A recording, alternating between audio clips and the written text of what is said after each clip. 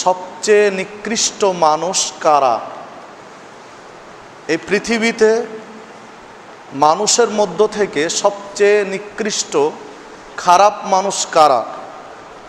আল্লাহ রাব্বুল আলামিনের দৃষ্টিতে, কুরআন এবং সুন্নাহর আলোকে, ইসলামের দৃষ্টিতে সবচেয়ে খারাপ মানুষ, সবচেয়ে নিকৃষ্ট মানুষ কারা, তাদের সম্পর্কে কুরআন এবং সুন্নাহর আলোকে কিছু কথা বলে আলোচনার রীতি টানব ইনশাআল্লাহ। ওমা তৌফিকি ইল্লা বিল্লাহ আলাইহি তাওয়াক্কালতু ওয়া ইলাইহি উনীব। সম্মানিত উপস্থিতি, দেখুন, আমরা প্রত্যেকেই নিজেকে ভালো মনে করার চেষ্টা করি। প্রত্যেকেই নিজের আমিত্ব প্রকাশ করার প্রবণতা বেশি, প্রত্যেকেরই নিজেকে তুলে ধরার ইচ্ছা প্রকাশ বেশি থাকে। নিজের বিষয়ে কেউ খারাপ সাইড নিয়ে কথা বলে না।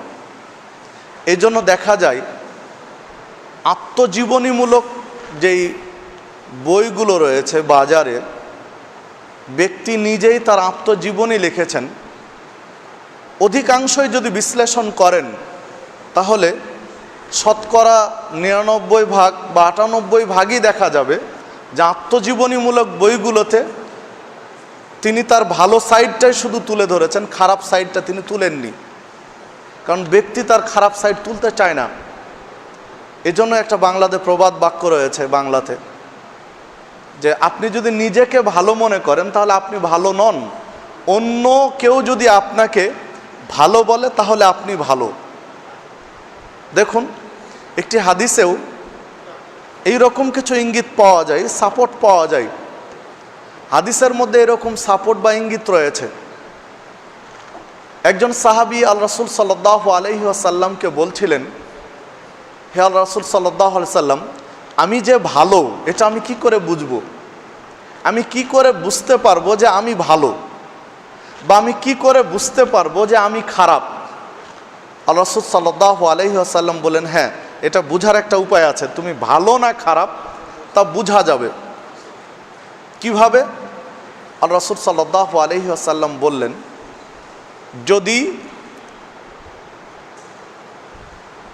যদি তোমার অনুপস্থিতিতে তোমার প্রতিবেশীকে তোমার সুনাম করতে শোনো, তুমি নেই, অনুপস্থিত, এমতো অবস্থায় তোমার প্রতিবেশী তোমার গুণগান করছে, তোমাকে ভালো বলে চিহ্নিত করছে, তাহলে আসলেই তুমি ভালো। আর তোমার অনুপস্থিতিতে যদি তোমার প্রতিবেশী তোমার বদনাম করে তাহলে তুমি খারাপ। সম্মানিত উপস্থিতি, তাহলে পাশের লোকজন, আপনার প্রতিবেশী যদি আপনার ভালো কথাগুলো বলে, আপনাকে ভালো বলে উল্লেখ করে, তাহলে ইসলামের দৃষ্টিতে আসলে আপনি ভালো। আর আপনার প্রতিবেশী, আশপাশের লোকজন আপনার আড়ালে, আপনার অনুপস্থিতিতে আপনার খারাপ সাইড নিয়ে কথা বললে, আপনার বদনাম করলে, দুর্নাম করলে আপনি খারাপ আল্লাহ রাসূল সাল্লাল্লাহু আলাইহি ওয়াসাল্লামের দৃষ্টিতে।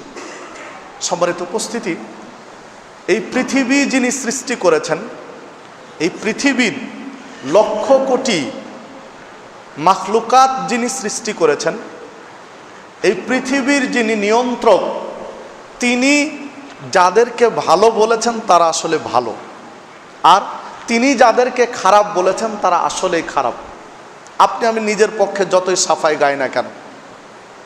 তো চলুন, যিনি পৃথিবী সৃষ্টি করেছেন, যিনি আপনাকে আমাকে সৃষ্টি করেছেন, যিনি প্রাণী জগৎকে সৃষ্টি করেছেন, জীব জগৎ, জড় জগৎ, সব কিছুকে যিনি সৃষ্টি করেছেন, তিনি কাদেরকে ভালো বলেছেন মানুষের মধ্য থেকে, আর তিনি কাদেরকে খারাপ বলেছেন।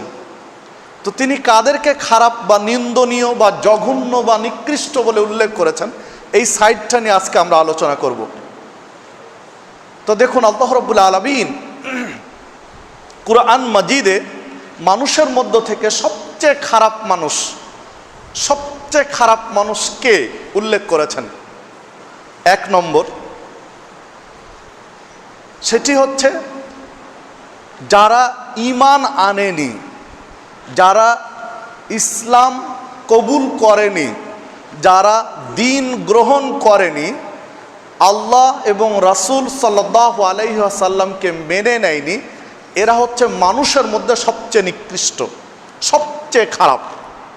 এক, আল্লাহ রাব্বুল আলামিন বলছেন সূরা বাইয়িনা 6 নম্বর আয়াতে, ইন্নাল্লাযীনা কাফারু মিন আহলিল কিতাবি ওয়াল মুশরিকিন ফি নারে জাহান্নামা খালিদিনা ফিহা উলাইকা হুম শাররুল বারিয়া।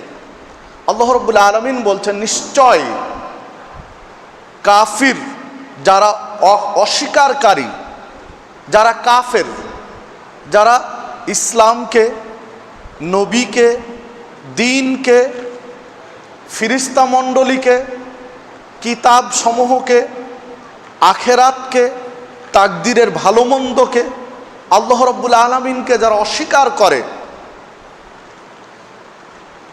চাই তিনি আহলে কিতাব ইহুদি খ্রিস্টানদের মধ্য থেকে হোক অথবা মুশরিকদের মধ্য থেকে হোক, এক কথায় মানুষের মধ্য থেকে যারা কুফরি করে, আল্লাহ এবং তার রাসূলকে যারা অস্বীকার করে, মেনে নেয় না, ফি নারে জাহান্নামা খালিদিনা ফিহা, আল্লাহ রাব্বুল আলামিন তাদেরকে জাহান্নামের জন্য তৈরি করেছেন। তাদের ঠিকানা, তাদের স্থান হচ্ছে জাহান্নাম, খালিদিনা ফিহা, এবং চিরস্থায়ীভাবে তারা জাহান্নামে বসবাস করবে। যারা দিন গ্রহণ করেনি, যারা আল্লাহ এবং তার রাসূলকে মেনে নেয়নি, তারা স্থায়ীভাবে জাহান্নামে বসবাস করবে, তাদের জান্নাতে যাওয়ার কোনো সুযোগ নেই। উলাইকা হুম শাররুল বারিয়া, আল্লাহ রাব্বুল আলামিন বলছেন সৃষ্টি জগতের মধ্যে তারা সবচেয়ে নিকৃষ্ট। আল্লাহ বলছেন এই কথা।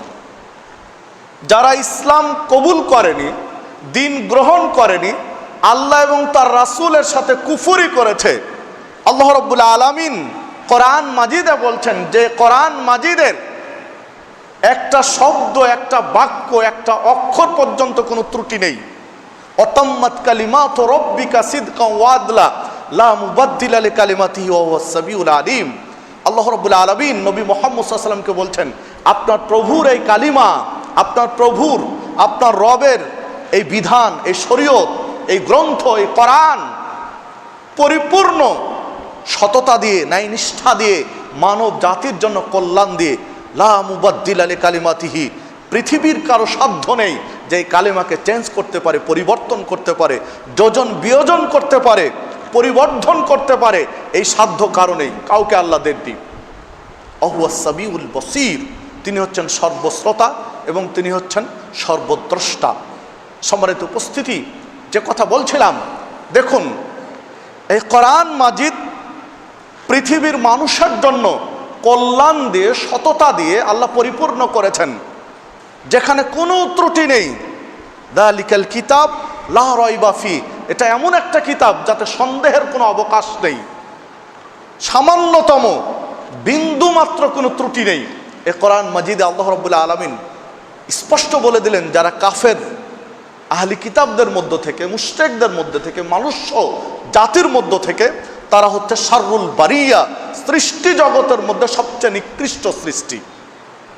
এই পৃথিবীতে শুধু মানুষ নয়, যত সৃষ্টিজীব রয়েছে, এই পৃথিবীতে যত সৃষ্টিজীব রয়েছে, সৃষ্টিজীবের মধ্যে, সৃষ্টি জগতের মধ্যে এরা সবচেয়ে নিকৃষ্ট।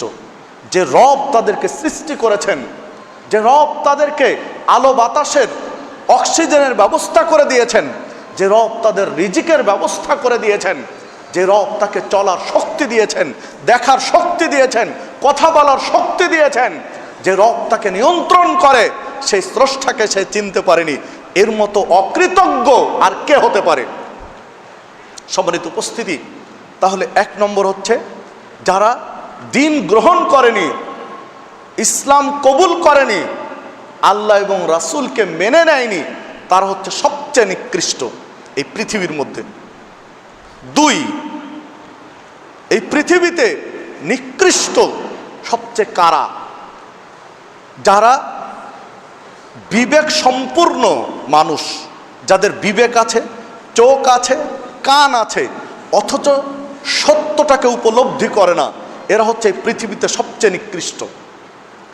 যাদের বিবেক আছে, বিবেক দিয়ে ভাবে না, চোখ আছে, চোখ দিয়ে সত্যটা দেখার চেষ্টা করে না, কান আছে, কান দিয়ে সত্যটা উপলব্ধি করে না, শুনে না, বিবেক দিয়ে সত্যটা গ্রহণ করে না, উপলব্ধি করে না, এরা হচ্ছে এই পৃথিবীতে সবচেয়ে নিকৃষ্ট সৃষ্টি। সূরা আরাফ 179 নম্বর আয়াতে আল্লাহ রাব্বুল আলামিন এই বিষয়ে আলোচনা তুলে ধরেছেন। দেখুন, আল্লাহ রাব্বুল আলামিন বলছেন, ওয়ালাকাদ জারানা লিজাহান্নামা কাসীরাম মিনাল জিন্নি ওয়াল ইনস, আমি অধিকাংশ মানুষ এবং জিনকে সৃষ্টি করেছি জাহান্নামের খড়ি বানানোর জন্য। আল্লাহ রাব্বুল আলামিন বলছেন, এই পৃথিবীর অধিকাংশ জিনকে এবং মানুষকে আমি সৃষ্টি করেছি তাদেরকে জাহান্নামের খড়ি বানাবো এই জন্যই। কেন? লাহুম কুলুবুন লা ইয়াফকাহুনা বিহা, আমি তাদের কলব দিয়েছি, আমি তাদের বিবেক দিয়েছি, আমি তাদের বোধ শক্তি দিয়েছি, অথচ কোনোদিন হকটা, সত্যটা, ন্যায়টা, কল্যাণটা উপলব্ধি করে না। এই বিবেকের মাপকাঠিতে ওজন করে না যে সত্য মিথ্যা কোনটা, ন্যায় অন্যায় কোনটা, কল্যাণ অকল্যাণ কোনটা, হেদায়েত এবং জলালা কোনটা, এইটা তার বিবেক দিয়ে উপলব্ধি করে না। দ্বিতীয়ত, ওয়ালাহুম আয়ুনুন লা ইউবসিরুনা বিহা, আমি তাদের দুইটা চোখ দিয়েছি, চোখ দিয়ে সত্যটা সে দেখে না, সত্যটা দেখেও না দেখার ভান করে এড়িয়ে যায়, হকটা গ্রহণ করবে না, এই জন্য সত্যটা দেখার চেষ্টা করে না। ওয়ালাহুম আদানুন লা ইয়াসমাউনা বিহা, আল্লাহ রাব্বুল আলামিন বলছেন, আমি দুইটা কান দিয়েছি, শ্রবণ শক্তি দিয়েছি, অথচ এই দুই কান দিয়ে, শ্রবণ যন্ত্র দিয়ে সে হকটা শোনে না, কল্যাণকর বিধানটা শোনে না, হেদায়েতের রাস্তার যে আলোচনা এইটা শোনে না। উলাইকা কাল আনআম, এরা হচ্ছে চতুষ্পদ জন্তুর ন্যায়। 4 পা হাত ওলা জন্তু জানোয়ার যে পৃথিবীতে আছে, গরু, ছাগল, কুকুর, শুকুর, মহিষ, ভেড়া, 4 পা বিশিষ্ট যে জন্তু জানোয়ারগুলো রয়েছে, এই মানুষগুলো, এই জিনগুলো যারা হকটা গ্রহণ করে না, দেখে না, উপলব্ধি করে না, শোনে না, এরা হচ্ছে ওই হিংস্র জন্তু জানোয়ারের মতো। বালহুম আদাল, বরং তার চেয়েও এরা খারাপ। আল্লাহ বলছেন এই কথা। মানে জন্তু জানোয়ার, গরু, ছাগল, ভেড়া, মহিষ, কুকুর, শুকুর যে জন্তু জানোয়ার রয়েছে, এই মানুষগুলো তার চেয়েও খারাপ, আল্লাহ রাব্বুল আলামিন বলছেন। সূরা আরাফ 179 নম্বর আয়াত। তাহলে দেখুন, এই পৃথিবীতে মানুষের মধ্য থেকে প্রথম প্রকার তো সবচেয়ে নিকৃষ্ট গেল যারা দিন গ্রহণ করেনি, যারা নাস্তিক, অকৃতজ্ঞ, এরা সবচেয়ে খারাপ। দ্বিতীয় প্রকারে আসুন, এইখানে মুসলিমদের মধ্যে হতে পারে, ইসলাম গ্রহণ করেছে, নিজেকে দাবি করে মুসলিম, অথচ এই বদ স্বভাবগুলো রয়েছে, বিবেক দিয়ে বিশ্লেষণ করে না, কান দিয়ে সত্যটা শোনে না, চোখ দিয়ে সত্যটা দেখে না। দেখুন, এই বাংলাদেশের মাটিতে বহু মুসলিমকে পাওয়া যাবে, তাদের কাছে সহি আকিদার কোনো বই দেওয়া হলে পড়তে চায় না। তাদের যারা ডিক্টেটর, তাদেরকে যারা পরিচালনা করে বলে দিয়েছে এসব রাইটারের বই পড়া যাবে না, পড়লে তোমরা গুমরাহি হয়ে যাবে। হজ করতে গিয়ে শিখিয়ে দিয়েছে, হজ ক্যাম্পিং করার সময়, প্রশিক্ষণ দেওয়ার সময় শিখিয়ে দিয়েছে, তোমাদেরকে জেদ্দায় নামার পরে যে বই দেওয়া হবে হজ উপলক্ষে, 3-4 প্রকারের বই দেওয়া হয়, এই বইগুলো তোমরা ফেলে দিবে, এগুলো পড়বেও না, নিয়েও আসবে না। সম্মানিত উপস্থিতি, ওই বইগুলো কিন্তু সহি আকিদার, মানে ওই বইগুলো পড়লে তাদের এই ধর্ম ব্যবসা টিকবে না। বাংলাদেশের মাটিতে তারা যে ধর্ম নিয়ে ব্যবসা করে, এই ব্যবসাটা বন্ধ হয়ে যাবে, এই জন্য এই বইগুলো পড়তে দেয় না। আর এই সকল ব্যক্তিরাও, যারা এসব আলেম ওলামার অন্ধ পূজারী, এই ব্যক্তিরা ওই বইগুলো পড়তে চায় না, ফেলে দেয়। আপনারাও যদি খেয়াল করেন, অনেককে পাবেন যে বইগুলো নিয়ে ফেলে দিয়েছে, কোথাও রেখে দিয়েছে, নিয়ে আসেনি, নিজেও পড়েনি, নিয়েও আসেনি। সম্মানিত উপস্থিতি, আপনি পরীক্ষামূলক একজন অন্ধ মুকাল্লিদকে তাকলিদ করে কারো অন্ধ পূজারী, এইরকম কোনো ব্যক্তিকে আপনি প্রসিদ্ধ বাংলাদেশের যে কোনো একটা সহি আকীদার রাইটারের সালাত শিক্ষা দিবেন, দেখবেন আপনার সামনে ও সহজে গ্রহণ করবে না, নাম দেখেই বলবে না এই বই পড়বো না। দেখুন আল্লাহ রাব্বুল আলামিন বলছেন ওয়ালাহুম আয়ুনুন লা ইবসিরুনা বিহা, চোখ দিয়েছি, চোখ দিয়ে হকটা দেখে না। দিনের দাওয়াত দিচ্ছেন, ফাজাইল নিয়ে পড়ে রয়েছেন, তার হাতে তুলে দেন যে আপনি দার্স ফাজাইলের বই থেকে না দিয়ে আপনি সহি বুখারীর হাদিস দিয়ে দার্স দেন। সহি বুখারীতে ফাজাইলের আলোচনা নেই।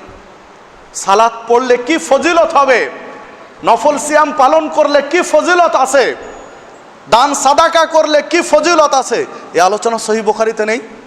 তার বইটা টেনে নিয়ে দেন যে আপনি আজকে বয়ান দেবেন, আপনার যে বয়ান ফায়দা, বহুত ফায়দার বয়ান, এই বয়ান আপনি আজকে সহি বুখারী থেকে দেন, আপনি দেওয়াতে পারবেন না।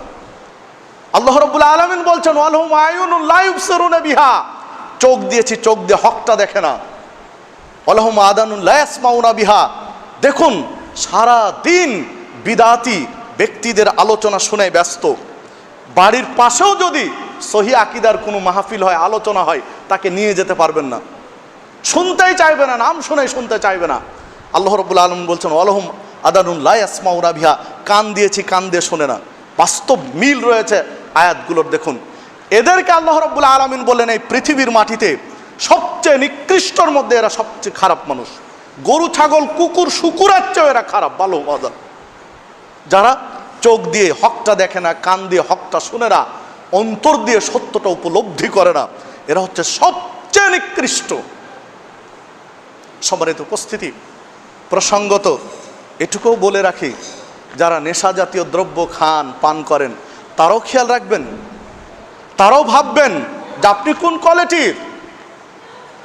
আপনি কোনো দলিল দিয়ে প্রমাণ করতে পারবেন না যে কোনো মুসলমানের বাচ্চা নেশা জাতীয় দ্রব্য খেতে পারে বা পান করতে পারে।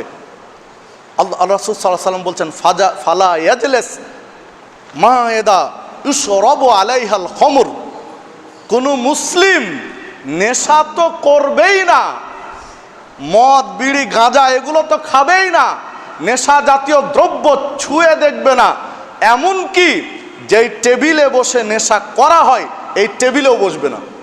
হাদিস সহি। আপনাকে বোঝানোর ভাষা আমার জানা নেই। আপনার তিন বন্ধু মিলে ধরুন মদ খাচ্ছে, ওই টেবিলে আপনি একজন ইমানদার, আপনার বসার অধিকার আপনার নেই, ওই টেবিলে বসতে নিষেধ করেছেন নবী মুহাম্মদ সাল্লাল্লাহু আলাইহি ওয়াসাল্লাম। যেখানে মদ, বিড়ি, গাঁজার আসর চলছে এই জায়গাতে আপনাকে বসতে নিষেধ করেছেন, কারণ আপনি তো মানুষ, আপনার একটা প্রবৃত্তি রয়েছে, আপনার রিপুর কিছু তাড়না রয়েছে, আপনি হয়তোবা নিজেকে কন্ট্রোল করতে পারবেন কি পারবেন না। ইমানের যদি খুব জোর থাকে হয়তোবা কন্ট্রোল করতে পারবেন, আর ইমানের দুর্বলতা থাকলে কন্ট্রোল করতে পারবেন না। এই জন্য নবী মুহাম্মদ সাল্লাল্লাহু আলাইহি ওয়াসাল্লাম ওই জায়গা থেকে দূরে থাকতে বলছেন। যেখানে নেশা জাতীয় দ্রব্য পান করা হয় ওই টেবিলে বসতে নিষেধ করছেন, সেই ক্ষেত্রে আপনি এসব নেশা জাতীয় দ্রব্য খেয়ে পান করে সালাত, সিয়াম, হজ, জাকাত করে বড় মুমিন, পরহেজগার বোঝাতে চাচ্ছেন? দেখুন, হ্যাঁ, অতীতে যা হয়ে গেছে, অতীতে এগুলো সেবন করেছি, পান করেছি, ইসলাম চমৎকার বিধান দিয়েছে ছেড়ে দেওয়ার জন্য। আপনি তওবা করেন, স্বীকার করে নেন আপনার এটা ভুল করেছেন, স্বীকার করে আল্লাহর কাছে ক্ষমা চান, আল্লাহ ক্ষমা করে দিবেন, পাপগুলো নেকি দিয়ে বদল করে দিবেন। সূরা ফুরকান ৭০ নম্বর আয়াত। তবে আপনাকে স্বীকার করে ক্ষমা চেয়ে ফিরে আসতে হবে, ওই পথে আর পা বাড়ানোর সুযোগ নেই। সম্মানিত উপস্থিতি, দেখুন এই পৃথিবীতে সবচেয়ে খারাপের মধ্যে ৩ নম্বর আরেকটা খারাপ মানুষ, এরা হচ্ছে দ্বিমুখী চরিত্রের যারা এরা এই পৃথিবীতে সবচেয়ে খারাপ মানুষের মধ্যে এরাও একটা।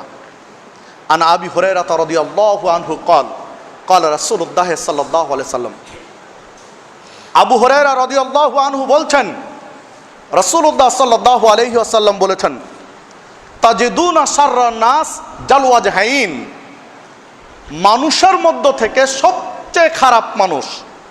আল্লাহ রাসূল সাল্লাল্লাহু আলাইহি ওয়াসাল্লাম বলছেন তাজিদুনা শাররান নাস, মানুষ, নাস মানে মানুষ, আর শাররুন মানে খারাপ।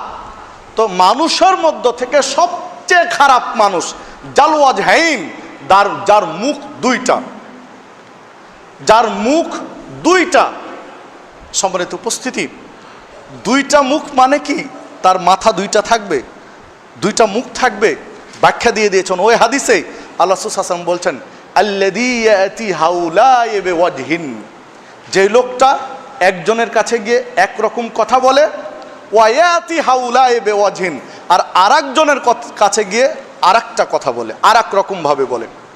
মানে একজনের কাছে গিয়ে এক মুখে কথা বলে, একভাবে বলে, একভাবে উপস্থাপন করে, ওটাই আবার আরেকজনের কাছে উল্টিয়ে দেয়, বিপরীতভাবে অন্যভাবে উপস্থাপন করে। যারা দ্বিমুখী চরিত্রের, একজনের কাছে একরকম বলে, আরেকজনের কাছে ওই বিষয়ে আরেক রকম কথা বলে, আল্লাহ রাসূল সাল্লাল্লাহু আলাইহি ওয়াসাল্লাম বলছেন মানুষের মধ্যে থেকে এরা সবচেয়ে খারাপ। যে হাদিসটি সহিহ বুখারীর মধ্যে পাবেন, সহিহ বুখারীর 3494 নম্বর হাদিস। যে হাদিসটি সহিহ মুসলিমের মধ্যে পাবেন 6798 নম্বর হাদিস। হাদিস সহিহ মুসলিমের, হাদিস সহিহ বুখারীর। অস্বীকার করার কোনো যুক্তি নেই, কোনো কায়দা নেই। দ্বিমুখী চরিত্রের মানুষ এই পৃথিবীতে সবচেয়ে খারাপ। বর্তমান সমাজে যত ফিতনা, বর্তমান সমাজে যত বিশৃঙ্খলা, সামাজিক বন্ধন নষ্ট হওয়ার যত কারণ রয়েছে, এই কারণগুলো যদি খুঁজেন, অন্বেষণ করেন, তাহলে যেসব কারণ ফুটে উঠবে তার মধ্যে গুরুত্বপূর্ণ একটা কারণ হবে এটা, যারা দ্বিমুখী চরিত্রের। দ্বিমুখী চরিত্রের, এই দ্বিমুখী স্বভাবের মানুষের জন্য সমাজে অশান্তি সৃষ্টি হয়, পারিবারিক কলহ তৈরি হয়, এমনকি পরিবার ভেঙে চুরমার হয়ে যায় এই দ্বিমুখী চরিত্রের মানুষের মধ্যে। এই স্বভাবটা পুরুষের মধ্যে আছে, তবে নারীদের মধ্যে অনেক ক্ষেত্রে একটু বেশি দেখা যায় পুরুষের চেয়ে। যদি সেটা সতীনের ঘর হয় তাহলে তো কোনো কথাই নেই, এই চরিত্রটা আরো বেশি প্রকট আকার ধারণ করে যদি সতীনের ঘর হয়। দেখুন, ক্ষেত্র বিশেষ, যে বাড়িতে একাধিক বৌমা রয়েছে, একাধিক সন্তান, শাশুড়ির সাথে বৌমার কোনো সম্পর্ক ভালো, কারো খারাপ, একজন আরেকজনের কথা লাগাচ্ছে, কান ভাঙাচ্ছে, খুব দ্রুতই সংসারটা ভেঙে যাচ্ছে। দেখুন, 3টা ছেলে মেয়ে, 4টা ছেলে মেয়ে, 5টা ছেলে মেয়ে, 7টা ছেলে মেয়ে এক সংসারে এক পাতিলে রান্না করে খাচ্ছে, কোনো সমস্যা নেই।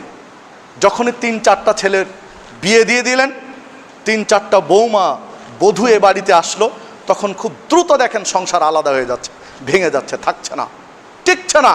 কারণ কি? কারণ কি তো এগুলোই।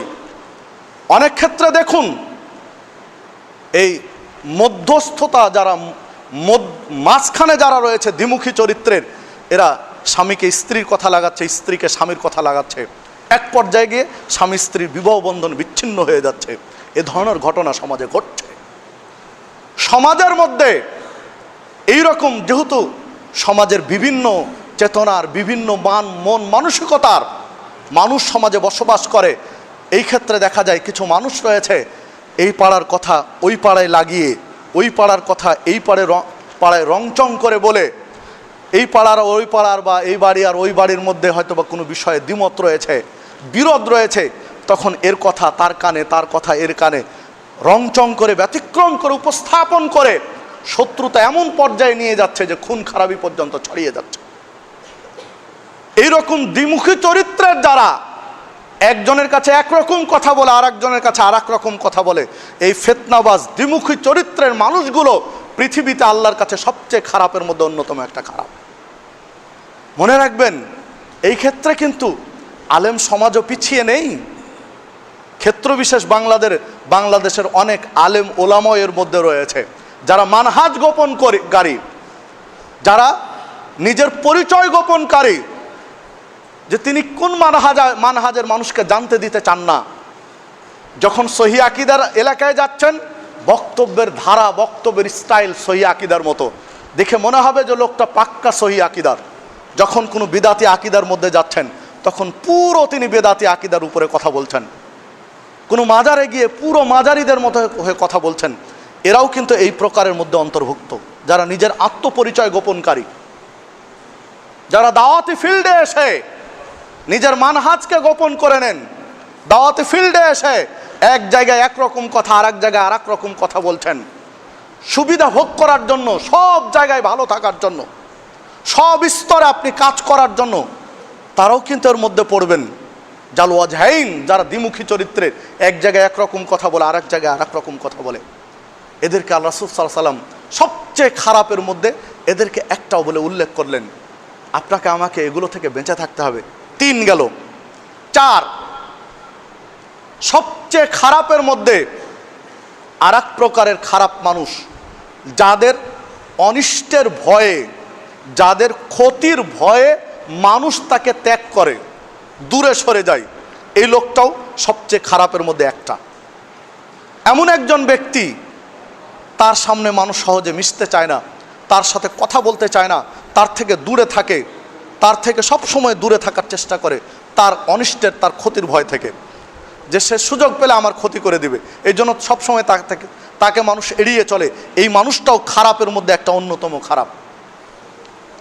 আয়েশা সিদ্দিকা রাদিয়াল্লাহু আনহা বলছেন, রাসূলুল্লাহ সাল্লাল্লাহু আলাইহি ওয়াসাল্লাম বলেছেন, ইন্না শাররান নাস ইনদাল্লাহি মানজালাতান ইয়াউমাল কিয়ামা, মানুষের মধ্য থেকে কিয়ামতের দিন আল্লাহর নিকটে সবচেয়ে খারাপ মানুষ, সবচেয়ে নিকৃষ্ট মানুষ ওই ব্যক্তি হবে, সবচেয়ে নিন্দনীয় মানুষ বিচারের মাঠে আল্লাহর কাছে মানুষের মধ্য থেকে ওই লোকটি হবে, যেই লোকটি মান তারাকাহু নাসু তাকা, যে লোকটিকে মানুষ ত্যাগ করে, যে লোকটি থেকে মানুষ দূরে থাকে তার ক্ষতির কারণে, শাররিহি, তার ক্ষতি থেকে বাঁচার জন্য, তার কবলে পড়ে গেলে ক্ষতিগ্রস্ত হবে, এই জন্য তার থেকে বাঁচার জন্য মানুষ তাকে ত্যাগ করে, এই লোকটা হচ্ছে সবচেয়ে খারাপ বিচারের মাঠে।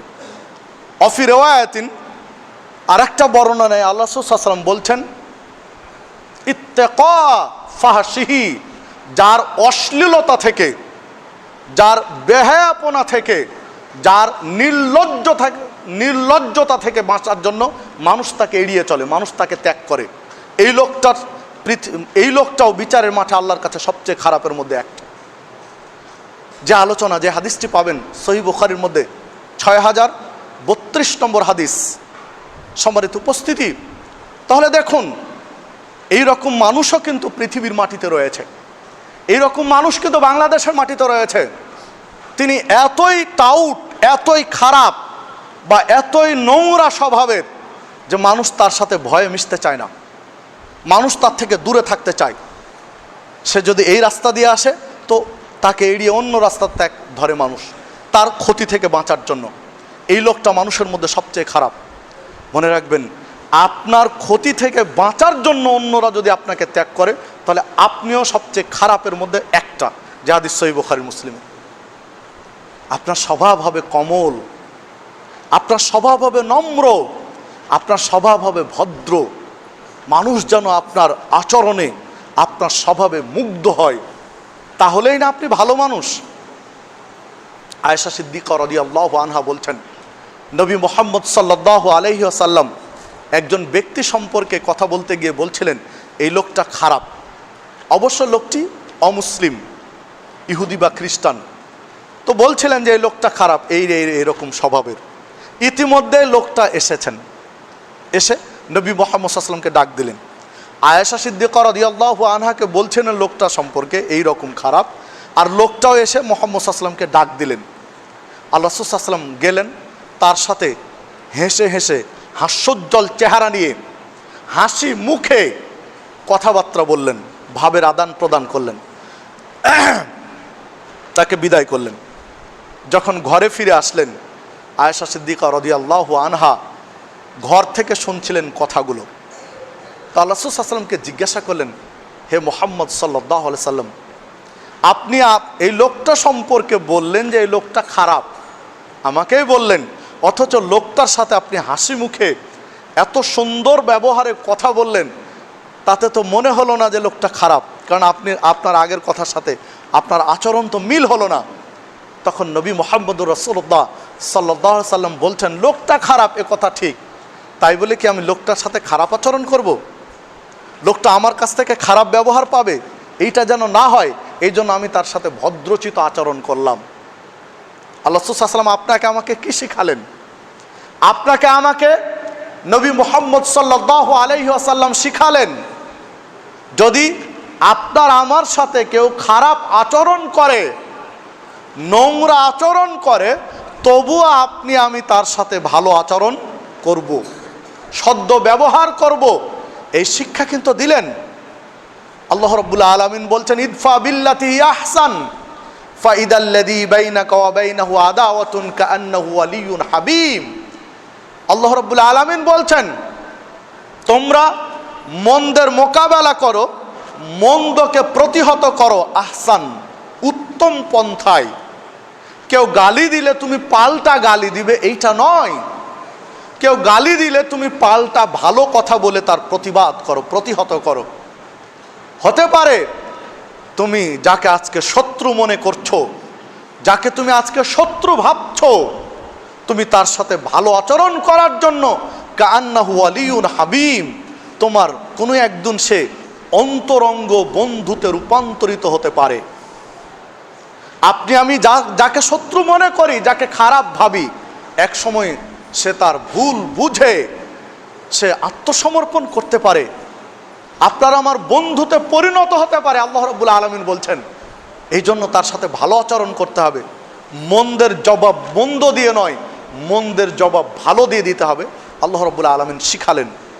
যাই হোক, যে কথা বলছিলাম, নবী মুহাম্মদ সাল্লাল্লাহু আলাইহি সাল্লাম বললেন, কোনো ব্যক্তির ক্ষতি থেকে বা কোনো ব্যক্তির অশ্লীলতা থেকে বাঁচার জন্য মানুষ যদি তাকে ত্যাগ করে, তাহলে এই লোকটা সবচেয়ে খারাপের মধ্যে একটা।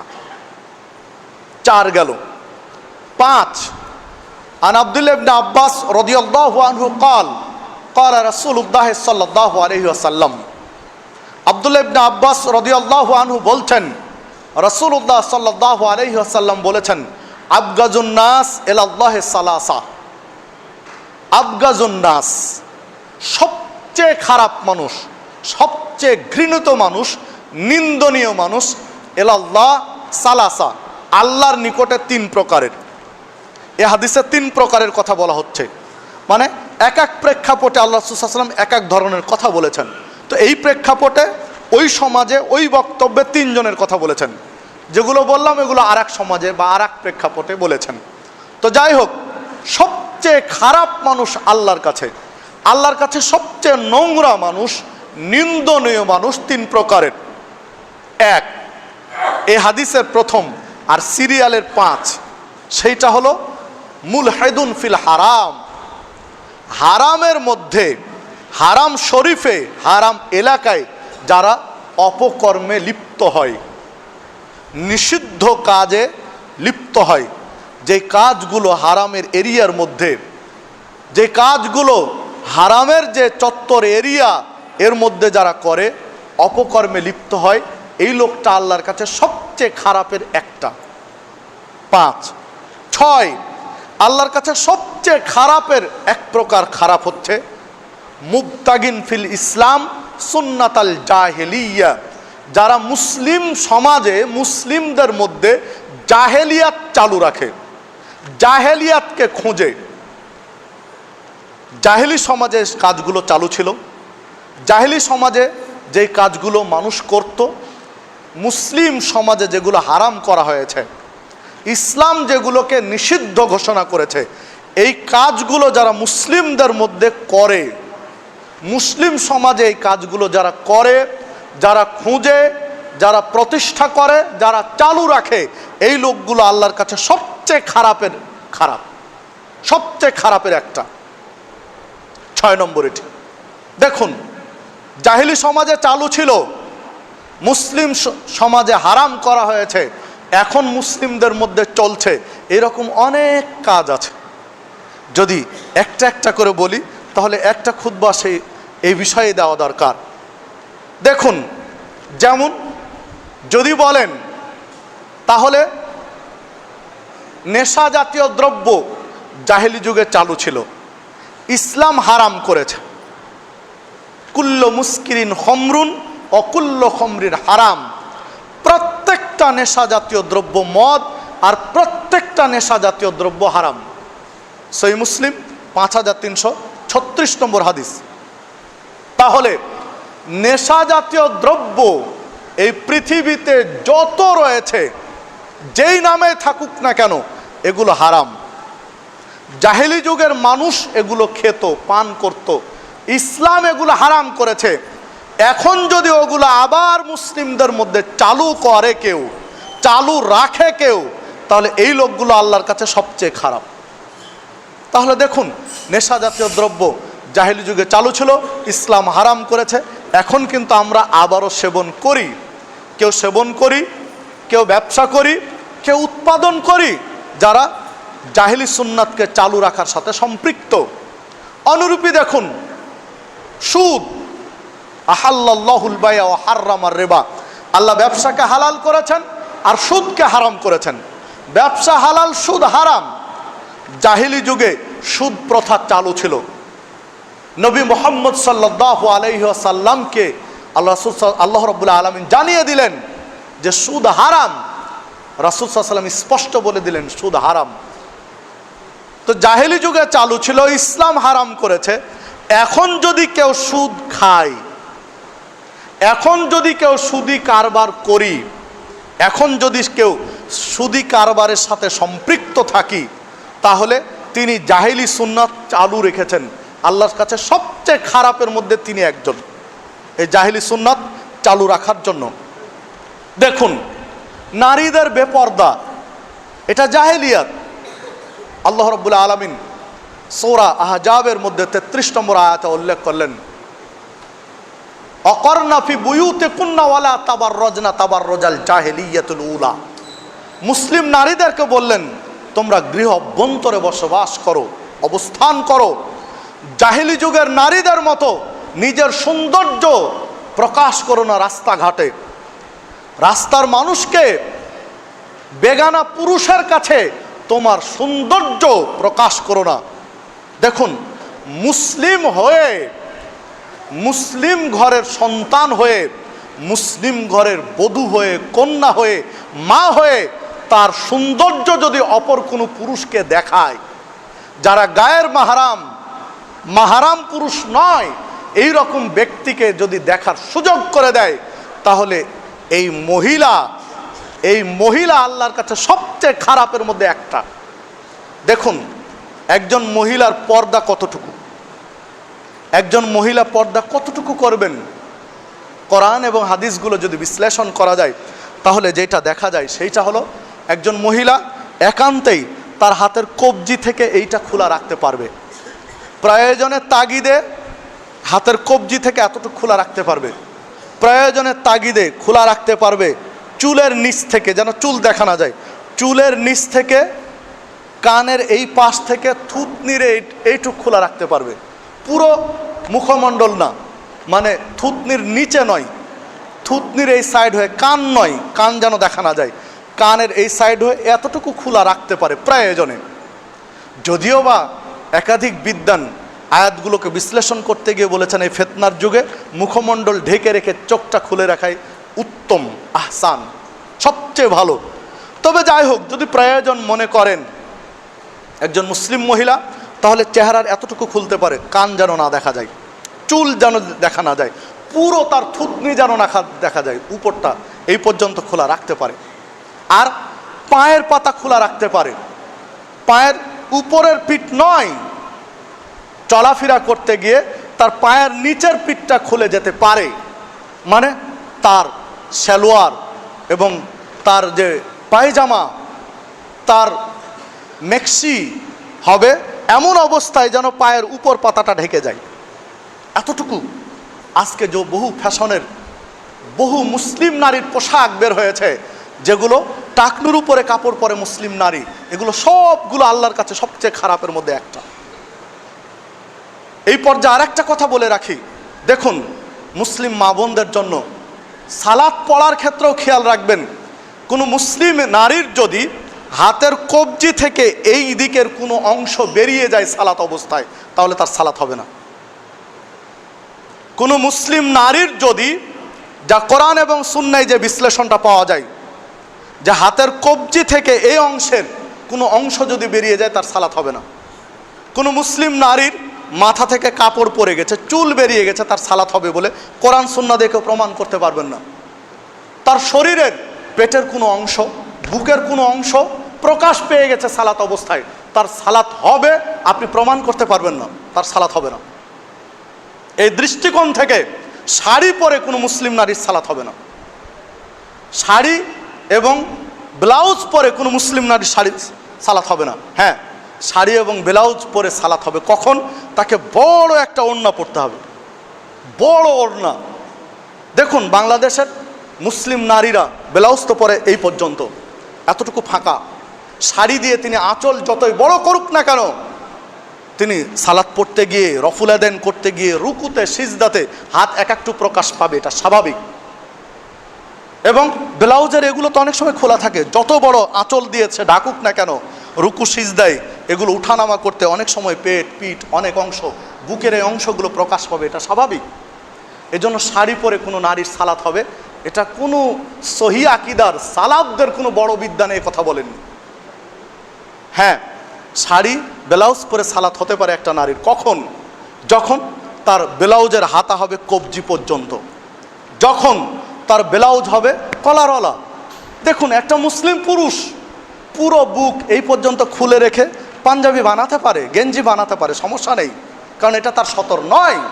অথচ মুসলিম পুরুষ কলারওয়ালা শার্ট গায়ে দেয়, কলারওয়ালা গেঞ্জি গায়ে দেয়, পুরো গলা ঢেকে রাখা গোল গলা গেঞ্জি গায়ে দেয়। আর নারীর ব্লাউজ পুরো বুক পিঠের অনেক কয়েক ইঞ্চি দেখা যায়। কি চমৎকার! পুরুষ কলারওয়ালা পোশাক পরতে পারে অথচ নারী পরতে পারে না, কি দিয়ে বুঝাবেন? এই সংস্কৃতি যে জাহেলিয়াতের সংস্কৃতি, এটা আপনাকে বুঝানোর ভাষা আর নেই, এতটুকুই যথেষ্ট বুঝার জন্য। আজকে আপনি শার্ট পরতে পারেন কলারওয়ালা, চাই হাই কলার হোক চাই ব্যান্ড কলার হোক, একটা পুরুষ শার্ট পরতে পারে কলারওয়ালা, কলারওয়ালা গেঞ্জি পরতে পারে একটা পুরুষ, কলারওয়ালা পাঞ্জাবি পরতে পারে একটা পুরুষ। অথচ মা বোনদের ব্লাউজ হয় পুরো বুকও দেখা যাচ্ছে কয়েক ইঞ্চি, পিঠও দেখা যাচ্ছে কয়েক ইঞ্চি, কিভাবে তার সালাত হবে?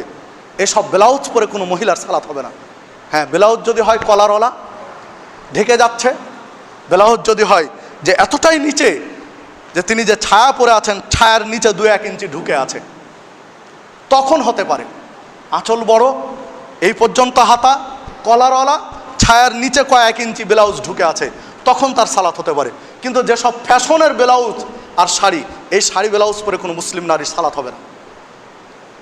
তবে মুসলিম নারীর জন্য সালাতের সবচেয়ে উত্তম পোশাক বলা যেতে পারে ফুল হাতা মেক্সি, যে মেক্সি পা পর্যন্ত ঢেকে থাকবে, মাটির সাথে লেগে থাকবে।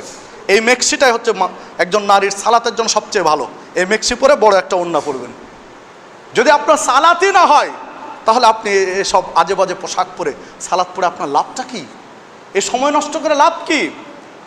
আপনি সালাত পড়ার সময় সারাক্ষণই যদি পারেন মেক্সি বড় ওড়না ব্যবহার করেন, আপনার পর্দার জন্য সবচেয়ে ভালো। পর্দার জন্য সবচেয়ে ভালো মুসলিম নারীর পোশাক বড় ঢিলে ঢালা মেক্সি, যা মাটি ছুঁয়ে থাকবে এবং ফুল হাতা। মেক্সির পরে দ্বিতীয় পর্যায়ে বলা যেতে পারে আপনার 3 পিস বা যে সালোয়ার কামিজ যেগুলো, তবে ঢিলা ঢালা, টাইট ফিটিং যেন না হয়, আর হাতা করে নিতে হবে ফুল। দ্বিতীয় পর্যায়ের বলা যেতে পারে। এই শাড়ি ব্লাউজ যেগুলো কয়েক স্তর পরে, মুসলিম পুরুষের না, এগুলো অন্যদের কাছ থেকে মুসলিমদের মধ্যে এসেছে। যাই হোক, যে কথা বলতে গিয়ে আমি অনেক পিছনে চলে গিয়েছি, সেইটা হচ্ছে মুসলিম সমাজে যদি কেউ জাহেলিয়াতকে টিকিয়ে রাখে, চালু রাখে, এই লোকটা আল্লাহর কাছে সবচেয়ে খারাপ। 6 নম্বর 7 অমুবতাগিন ফিল ইসলাম সুন্নাতাল জাহেলিয়া অমুত্তালেব দামে ইমরিইন বিগায়রি হাক্কিন লিইউহরিকা দামাহু। অন্যায়ভাবে যদি কেউ কারো রক্তপাত করে, অন্যায়ভাবে যদি কেউ কাউকে খুন করে, অন্যায়ভাবে যদি কেউ কারো রক্তের দাবি করে যে এই লোকটাকে হত্যা করা দরকার, এই লোকটা আল্লাহর কাছে সবচেয়ে খারাপের একটা। 7 নম্বর, দেখুন একজন মুসলিমকে হত্যা করা যায় 3টা কারণে। 3টা কারণে একজন মুসলিমকে হত্যা করা যায়। 3টা কারণের 1, ইসলাম গ্রহণ করেছিলেন, এখন এসে ইসলামকে অস্বীকার করছে। ইসলামের অকাট্য দলিল দিয়ে প্রমাণিত যে সুন্নাহগুলো, ফরজগুলো কোনো একটাকে সে অস্বীকার করছে, তখন তাকে বলা হয় মুরতাদ। তাকে ডাইরেক্ট হত্যা করা যাবে না, তাকে হত্যা করার আগে 3 বার দাওয়াত দিতে হবে, অন্তত 3 বার সুযোগ দিতে হবে, তাকে বুঝাতে হবে কোরআন সুন্নাহ দিয়ে যে তিনি রং পথে, ভুল পথে আগাচ্ছেন। 3 বার 3 স্তরে দাওয়াত দিয়ে যদি কাজ না হয় তাহলে তাকে হত্যা করা বৈধ। এই কালেমা পড়া ব্যক্তিকে হত্যা করা যায় যে ইসলাম গ্রহণ করার পরে ইসলামকে অস্বীকার করে, ইসলামের বিধানকে অস্বীকার করে। 1। 2, একজন ব্যক্তি ইসলাম গ্রহণ করার পরেও তাকে হত্যা করা যায় কখন? সে যদি কাউকে হত্যা করে, মুসলিম হয়ে আরেকজন মুসলিমকে হত্যা করেছে, মুসলিম হয়ে আরেকজন ব্যক্তিকে অন্যায়ভাবে হত্যা করেছে ন্যায়সঙ্গত কারণ ছাড়াই, তাহলে এটাকে বলে কেসাস, হত্যার বদলে হত্যা। ওই হত্যার বদলে তাকে হত্যা করা যাবে। তবে এইখানেও একটা পর্যায় রয়েছে। যে ব্যক্তিকে সে হত্যা করেছে, এই মুসলিম যে ব্যক্তিকে অন্যায়ভাবে হত্যা করেছে, ওই হত্যাকৃত ব্যক্তির অভিভাবকরা যদি একে ক্ষমা করে দেয় যে আমাদের পরিবারের উমুককে হত্যা করেছে, যাক ও ভুল করেছে, আমরা তাকে ক্ষমা করে দিলাম, তাহলে এর বাঁচার সুযোগ আছে, ওকে আর হত্যা করা যাবে না। মুরতাদ যেমন যদি আবার ভুল স্বীকার করে ফিরে আসে, বাঁচার সুযোগ আছে, ঠিক এই লোকটারও বাঁচার সুযোগ আছে যদি তাকে সে হত্যা করে দেয়। বা যদি হত্যাকৃত পরিবার, অভিভাবকরা যদি বলে যে যাক আমাদের এই সদস্যকে তা হত্যা করেছে, ভুল করেছে, আমাদেরকে 5 লক্ষ টাকা বা একটা পরিমাণ, একটা মোটা অঙ্কের টাকা দাবি করলো, এই টাকা যদি দেয় তাহলে সে খালাস, মুক্ত, ওই টাকার বিনিময়ে সে বেঁচে গেল, এইভাবে তার বাঁচার সুযোগ আছে। হ্যাঁ, তার ক্ষমাও করলো না, টাকার চুক্তিতে আসলো না, তাহলে তখন তাকে হত্যা করা যাবে। এটা হত্যার বদলা হত্যা। 3, বিবাহিত নারী পুরুষ, বিয়ের পরে যদি নারী পুরুষ ব্যভিচারে লিপ্ত হয়, চাই নারী চাই পুরুষ, বিয়ের পরে, তাহলে তাকে হত্যা করতে হবে। এর বাঁচার দ্বিতীয় কোনো পথ নেই, আগের 2 জনের পথ আছে। হত্যাকারী ব্যক্তি কেসাস বা ক্ষমার মাধ্যমে বা টাকা দিয়ে বাঁচার রাস্তা আছে, মুরতাদের ভুল স্বীকার করে বাঁচার রাস্তা আছে। কিন্তু বিয়ের পরে কোনো মুসলিম যদি ব্যভিচার করে, নারী বা পুরুষ, তাহলে তার বাঁচার কোনো দ্বিতীয় রাস্তা নেই, একটাই সমাধান, তাকে হত্যা করতে হবে। হ্যাঁ, একটা অবিবাহিত নারী আর বিবাহিত পুরুষ ব্যভিচার করেছে, তাহলে এই অবিবাহিত নারীকে ব্যত্রাঘাত করতে হবে 100 বার, আর বিবাহিত পুরুষকে হত্যা করতে হবে। বিবাহিত নারী আর অবিবাহিত পুরুষ পরকীয়ায় জড়িয়েছে, তাহলে অবিবাহিত পুরুষকে ব্যত্রাঘাত করতে হবে আর বিবাহিত নারীকে হত্যা করতে হবে। এটা ইসলামের বিধান, এর বাঁচার দ্বিতীয় কোনো রাস্তা নেই, প্রমাণ যখন হয়ে যাবে। হ্যাঁ, তবে এই 3 প্রকারের হত্যা, এটাকে হদ বলা হয়। এই বিধান কার্যকর কে করবে? আপনি। আপনার বাড়িতে আপনার প্রতিবেশী আরেকজনকে হত্যা করেছে, আপনি বদলা হত্যা করে দিবেন? আপনার এলাকায় একজন মুরতাদ ইসলামকে অস্বীকার করে, আপনি তাকে হত্যা করবেন? আপনার বাড়ির পাশে আরেকজন পরকীয়ায় লিপ্ত হয়েছে, ধরা পড়েছে, স্বীকার করছে, আপনি হত্যা করবেন না? ইসলাম এত সস্তা ধর্ম নয়। গৃহযুদ্ধে লিপ্ত হবে, সন্ত্রাস ছড়িয়ে যাবে, ফিতনা ছড়িয়ে যাবে, এই ধর্ম ইসলাম নয়। ইসলামের চমৎকার জীবন ব্যবস্থা। আপনি যদি ব্যক্তিগতভাবে শুরু করেন তাহলে তো গৃহযুদ্ধ শুরু হবে, আপনি হত্যা করবেন, ওর পরিবার আপনাকে হত্যা করবে, পাড়ায় পাড়ায় মারামারি বেঁধে যাবে, তখন শক্তি ক্ষমতার দাপট শুরু হবে না। এই বদলা, এই হত্যার দায়িত্ব হচ্ছে রাষ্ট্রের। মুসলিম রাষ্ট্রের যিনি খলিফা, মুসলিম রাষ্ট্রের যিনি প্রধান বা প্রশাসন, তারা হত্যা করবে। আপনার দায়িত্ব কি? আপনার দায়িত্ব প্রশাসনকে অবহিত করা, আপনার দায়িত্ব প্রশাসনকে বৈধ পন্থায় চাপ দেওয়া, এর বিচার করার জন্য। তবে বৈধ পন্থায়, অবৈধ পন্থায় নয়। বৈধ পন্থায় প্রশাসনকে চাপ আপনি দিতে পারেন এটা কার্য করার জন্য, প্রশাসনকে আপনি তাকিদ দিতে পারেন, কিন্তু আপনি নিজে আইন তুলে নিতে পারবেন না। এই ধর্মের নাম ইসলাম। অথচ আজকে জেএমবিরা মাঠে নেমে অন্যায়ভাবে মুসলিম অমুসলিমকে হত্যা করে তারা দাবি করছে আমরা জিহাদের মাঠে রয়েছি। সুসাইড করে, আত্মহত্যা করে, তারা নিজেদের শরীরে বোম বেঁধে বা বোম বহন করে আত্মহত্যা করে তারা দাবি করছে আমরা শহীদ। শহীদ কি এত সস্তা? আপনি শহীদের তকমা লাগিয়ে দিবেন, উমুক শহীদ উমুক শহীদ, কে কোথায় মারা যাচ্ছে। এমনকি আশ্চর্য, বাংলাদেশের মাটিতে হিন্দুর একজন হিন্দু মারা গেছে রাষ্ট্রের কোনো কাজে বা আর কোনো কাজে, তারও কবরে নেম প্লেট দেওয়া হচ্ছে শহীদ অমুক বন্দ্যোপাধ্যায়। আশ্চর্য, বুঝি না যে শহীদ কারা হয়। যে ইসলামে গ্রহণ করেনি সে আবার শহীদ। তিনি দেশের জন্য হোক বা যার জন্য হোক, শাহাদাত কি তার জন্য? যুদ্ধের মঠে নবী মুহাম্মদ সাল্লাল্লাহু আলাইহি ওয়াসাল্লামের সাথে জেহাদ করছেন, রাসূলের সাথে কাঁধে কাঁধ মিলিয়ে জেহাদ করে শহীদ হয়ে গেলেন। সাহাবীরা বলছেন, আল্লাহ রাসূল অমুক তো শহীদ, জান্নাতি। আল্লাহ রাসূল বলছেন, বলো কি? আমি দেখছি তাকে জাহান্নামের আগুনে জ্বলতে, আর তোমরা বলছো জান্নাতি। আল্লাহ রাসূল সাল্লাল্লাহু আলাইহি ওয়াসাল্লামকে সাহাবীরা বলছেন, আল্লাহ রাসূল বলেন কি? লোকটা যুদ্ধ করতে করতে জখমের পর জখম, রক্তাক্ত হয়ে জেহাদের মঠে শহীদ হয়ে গেল, আর আপনি বলছেন জাহান্নামী। আল্লাহ রাসূল সাল্লাল্লাহু আলাইহি ওয়াসাল্লাম বলছেন, হ্যাঁ দেখো তার ব্যাগ চেক করো, তার ব্যাগের মধ্যে দেখো গনিমতের সম্পদ ভাগ হওয়ার আগেই তার ব্যাগের মধ্যে সে একটা তেনা, একটা কাপড় লুকিয়ে রেখেছে। এই কাপড়ের কারণে তাকে জাহান্নামের আগুনে জ্বলতে দেখছি, কারণ সে আত্মসাৎকারী। বাইতুল মালকে সে আত্মসাৎ করেছে, এটা রাষ্ট্রের সম্পদ। সম্মানিত উপস্থিতি, সাহাবীরা বলছেন, আমরা খুঁজে দেখলাম সামান্য একটা ছোট্ট একটা কাপড়, বড় ধরনের 1000 রিয়ালের কাপড় নয়, সামান্য একটা কাপড় ব্যাগের মধ্যে, একটা রুমাল বা এই জাতীয় কাপড় ব্যাগের মধ্যে তিনি রেখে দিয়েছেন। হয়তো বা ভালো লেগেছে, তিনি ব্যাগের মধ্যে রেখে দিয়েছেন। দেখুন, বাইতুল মাল জনগণের সম্পদ বন্টন হওয়ার আগে ব্যাগের মধ্যে রেখে দিয়ে রাসূলের সাথে কাঁধে কাঁধ মিলিয়ে জীবন দিয়ে দিয়েও শহীদের তকমা পাননি, শাহাদাতের সার্টিফিকেট মর্যাদা পাননি। দেখুন, রাসূলুল্লাহ সাল্লাল্লাহু আলাইহি ওয়াসাল্লাম সাহাবীদেরকে সাথে নিয়ে যুদ্ধ করছেন, একজন খুব বীর বিক্রমে যুদ্ধ করছে। আল্লাহ রাসূল সাল্লাল্লাহু আলাইহি ওয়াসাল্লাম ইঙ্গিত দিলেন লোকটা জাহান্নামী। সাহাবীরা অবাক যে জাহান্নামী বলছেন, কারণ কি? তাহলে দেখি কেন বললেন। দেখলেন লোকটা এমন এক পর্যায়ে আসলো যে তাকে যখন মুসলিম তরবারি দিয়ে আঘাত করা হয়েছে, তার জীবন বেরিয়ে যেতে খুব কষ্ট হচ্ছে, সইতে পারলো না। তখন তার তরবারিটা বুকের সাথে, তরবারির ডাঁটটা মাটিতে রাখলো, এই মাথাটা বুকের সাথে অথবা গলার সাথে লাগিয়ে জোরে একটা চাপ দিল, যেন এই কষ্টর লাঘব হয়, দ্রুত মারা যায়। মারা গেল। সাহাবীরা এসে আল্লাহ রাসূল সাল্লাল্লাহু আলাইহি ওয়াসাল্লাম বলছেন, আপনি হক নবী, আপনি সত্য বলেছেন। এত যুদ্ধ করে জখম হয়ে কষ্ট সইতে না পেরে নিজের তরবারি দিয়ে আত্মহত্যা করেছে। সম্মানিত উপস্থিতি, দেখুন জেহাদের মাঠে এই পরিস্থিতিতে শহীদের দরজা পেলেন না, জাহান্নামের সার্টিফিকেট পাচ্ছেন।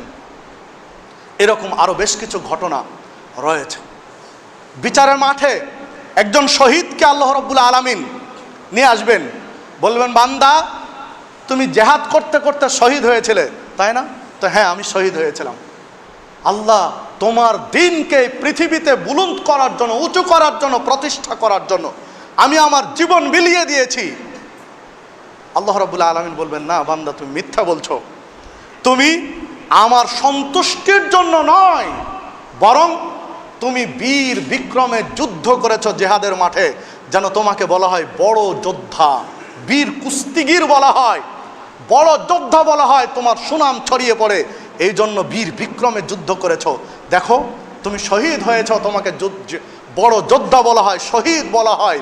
তুমি যা চেয়েছিলে দুনিয়ায় পেয়েছো, পরকালে তোমার কিছু নেই। এটা স্রেফ তোমার লৌকিকতা ছিল, এটা রিয়া ছিল, লোক দেখানোর জন্য ছিল, এইটা আমার নিকটে কবুল হবে না।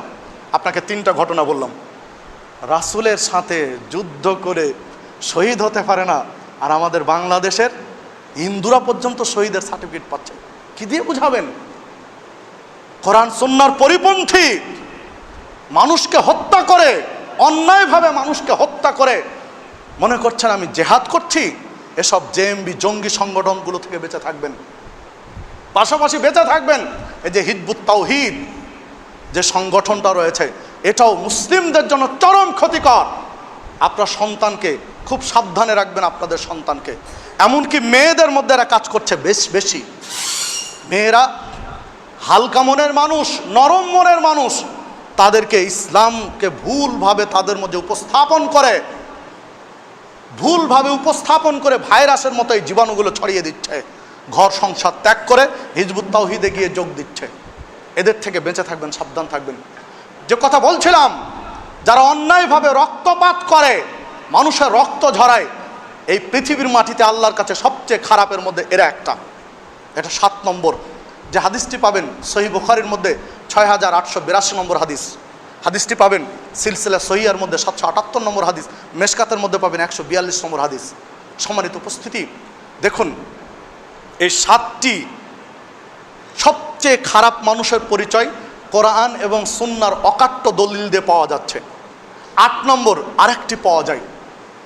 আল্লাহ রাসূল সাল্লাল্লাহু আলাইহি ওয়াসাল্লাম বলছেন, ইন্না মিন শাররান নাস ইয়াউমাল কিয়ামাতি মানজিলাতান, ইন্না মিন শাররান নাস ইনদাল্লাহি মানজিলাতান ইয়াউমাল কিয়ামা। আল্লাহর নিকটে সবচেয়ে খারাপ মানুষ, আল্লাহর কাছে সবচেয়ে খারাপ মানুষ বিচারের মাঠে ওই ব্যক্তি, যেই ব্যক্তি ইকরাউ কিতাবাল্লাহ, আল্লাহর কিতাব তেলাওয়াত করে, আল্লাহর কালাম পড়ে, কোরআন মাজিদ পাঠ করে, তেলাওয়াত করে, লা ইউরাউই এলা এলাফি মিনহু, অথচ সে অনুযায়ী কাজ করে না। আল্লাহর কিতাব পড়ে, কোরআন মাজিদ তেলাওয়াত করে, পাঠ করে, কিন্তু কোরআন মাজিদ অনুযায়ী জীবন পরিচালনা করে না। কোরআনের নিষিদ্ধ কাজগুলো সে পরিহার করে না। আল্লাহ যে নিষেধ করেছেন যে বিষয়গুলো, এগুলো থেকে বেঁচে থাকে না, পরিহার করে না। এই লোকগুলো সবচেয়ে খারাপের একটি। যে হাদিসটি মুস্তাদরাকে হাকিমের মধ্যে পাওয়া যাবে, যে হাদিসটি পাওয়া যাবে মুসনাদে আহমদের মধ্যে 1392 নম্বর হাদিস। মুসনাদে আহমদের মুস্তাদরাকে হাকিমের মধ্যে হাদিসটিকে সহিহ বলা হয়েছে। আর মুসনাদে আহমদের মধ্যে ইমাম আহমদ ইবনে হাম্বল হাদিসটিকে হাসান বলেছেন, মানে গ্রহণীয়। তবে শেখ নাসিরউদ্দিন আলবানী নাসাইর মধ্যে, নাসাইর 3106 নম্বর হাদিস, নাসাইর তাহকিক করতে গিয়ে উনি আবার এটাকে জয়ীফ বলেছেন। 3 জন বড় বড় বিদ্বান মুস্তাদরাকে হাকিমের সহিহ বলেছেন, আর ইমাম আহমদ ইবনে হাম্বল হাসান বলেছেন গ্রহণীয়, তবে নাসিরউদ্দিন আলবানী জয়ীফ বলেছেন। তো যাই হোক, যদি হাসান পর্যায়ে ধরি তাহলে, যদি জয়ীফ বলি তাহলে এটি বাদ, আগের 7টি ঠিক আছে। আর যদি হাসান পর্যায়ে 2 জন বড় বিদ্বানের তাহকিক অনুযায়ী হাসান বলি, তাহলে এই লোকটিও সবচেয়ে খারাপ। 8 নম্বর, যেই লোকটি কোরআন তেলাওয়াত করে অথচ কোরআন মাজিদের আদেশ মেনে নেয় না, নিষেধ বর্জন করে না, পরিহার করে না। 9 নম্বর, এই হাদিসটি নিয়ে আরও বিতর্ক একটু বেশি রয়েছে। আল্লাহ রাসূল সাল্লাল্লাহু আলাইহি ওয়াসাল্লাম আর এক প্রকার মানুষের কথা বলেছেন, যে মানুষ খারাপ। আল্লাহ রাসূল সাল্লাল্লাহু আলাইহি ওয়াসাল্লাম বলছেন, আল্লাহর নিকটে সবচেয়ে খারাপের মধ্যে একটা খারাপ মানুষ, যে খারাপ মানুষ দুনিয়া হাসিলের জন্য তার পরকালকে ধ্বংস করে। দুনিয়াবি জীবন সাকসেস করার জন্য, দুনিয়াতে সফলতা লাভের জন্য, দুনিয়ায় প্রতিপত্তি অর্জনের জন্য, নিজের ইচ্ছা প্রকাশের জন্য, বাস্তবায়নের জন্য পরকালকে ধ্বংস করে। এই লোকটাও সবচেয়ে খারাপের একটা। ইমাম আহমদ ইবনে হাম্বল হাদিসটিকে হাসান বলেছেন। তবে এই হাদিসটি ইবনে মাজার, এই হাদিসটিকে শেখ নাসিরউদ্দিন আলবানী জয়ীফ বলেছেন। একজন হাসান বলেছেন, একজন জয়ীফ বলেছেন, আল্লাহু আলাম, আল্লাহ ভালো জানেন। যদি হাসান ধরি, গ্রহণীয় পর্যায়ে ধরি, তাহলে সবচেয়ে খারাপের মধ্যে 9 নম্বরে পড়বে, যে লোকটা দিন মানে ইহকালে সফলতার জন্য পরকালকে নষ্ট করে। আর যদি জয়ীফ বলি তাহলে আগের 7টা ঠিক আছে। তো 7টি কারণ কোরআন এবং সুন্নাহ অকাট্য দলিল দিয়ে প্রমাণিত। যারা ঈমান আনেনি, কুফরি করে, এরা সবচেয়ে খারাপ। 2, যারা চোখ, কান, বিবেক থাকার পরেও সত্যটা গ্রহণ করে না। 3, যারা দ্বিমুখী চরিত্রের। 4, যে ব্যক্তিগণ বা যেই লোককে মানুষ ত্যাগ করেছে তার ক্ষতি থেকে বাঁচার জন্য। 4, 5, যে লোক হারামের মধ্যে, হারাম এলাকায় অপকর্মে লিপ্ত হয়। 6, যে লোক জাহেলি সুন্নাত মুসলিমদের মধ্যে জিয়ে রাখে, চালু রাখে। 7, যে লোক অন্যায়ভাবে মানুষকে হত্যা করে। এই 7টি সহিহ বুখারী এবং কোরআনের আয়াত দিয়ে প্রমাণিত। আর 2টির বিষয়ে দ্বিমত রয়েছে। একটি হলো কোরআন তেলাওয়াত করে অথচ সে অনুযায়ী জীবন পরিচালনা করে না। আর একটি হলো পরকালকে নষ্ট করে দুনিয়া পাওয়ার জন্য। আসুন আমরা সবচেয়ে নিকৃষ্ট মানুষগুলো থেকে বেঁচে থাকার চেষ্টা করি। আল্লাহ রাব্বুল আলামিনের কাছে প্রার্থনা জানাই, আল্লাহ তুমি আমাদেরকে এই নিকৃষ্ট জঘন্য মানুষগুলোর স্বভাব থেকে আমাদেরকে বেঁচে থাকার তৌফিক দান করো। আল্লাহ আমাদের মধ্যে যদি এই নিন্দনীয় চরিত্রগুলো থেকে যায় কারো মধ্যে, আল্লাহ তুমি এগুলো পরিহার করার মতো আমাদের মেজাজ দান করো। আল্লাহ তুমি আমাদেরকে সবচেয়ে ভালো মানুষ যারা তাদের মধ্যে শামিল করে নাও। আল্লাহ রাব্বুল আলামিনের কাছে প্রার্থনা করে, আল্লাহ তুমি আমাদেরকে জান্নাতি ব্যক্তিদের মধ্যে শামিল করে নিও। আমাদের পূর্বপুরুষ যারা মারা গেছে, আল্লাহ তুমি তাদেরকে জান্নাতি ব্যক্তিদের মধ্যে অন্তর্ভুক্ত করে নিও। আমাদের সমাজে যারা অসুস্থ রয়েছেন, আল্লাহ তুমি তাদেরকে হায়াতে তাইয়্যিবা সুস্থতা দান করিও। আল্লাহ রাব্বুল আলামিন আপনাকে আমাকে কোরআন এবং সুন্নাহর আলোকে জীবন পরিচালনা করার তৌফিক দান করুন। আমিন। আকুলু কাওলি হাযা ওয়াস্তাগফিরুল্লাহ।